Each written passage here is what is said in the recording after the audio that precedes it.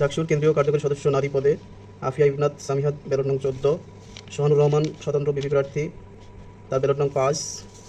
সৈয়দ আহমদ হল সংসদে সাধারণ সম্পাদক প্রার্থী, মাহমুদুল হাসান সাকিব ব্যালট নং 7। কেন্দ্রীয় সাহিত্য প্রকাশনা সম্পাদক আরিফুল ইসলাম স্বাধীন ব্যালট নং 7। সৈয়দ আহমদ হল সংসদে স্বতন্ত্র প্রার্থী হিসেবে বিপি পদে লড়বেন সাইমুন রশিদ ইলহাম ব্যালট নং 5।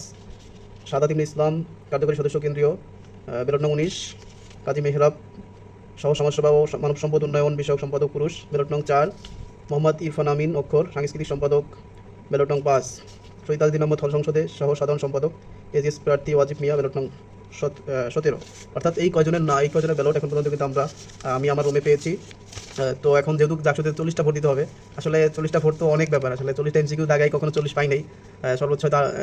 তো সেক্ষেত্রে দেখা যাবে কীভাবে 40টা নাম মনে রাখবো, যেহেতু এমসিকিউ নাম মার্কস পাইনি। সো এই যে পোস্টারগুলো দেখতেছেন এগুলো আসলে একটা করে মুখস্থ করতেছি।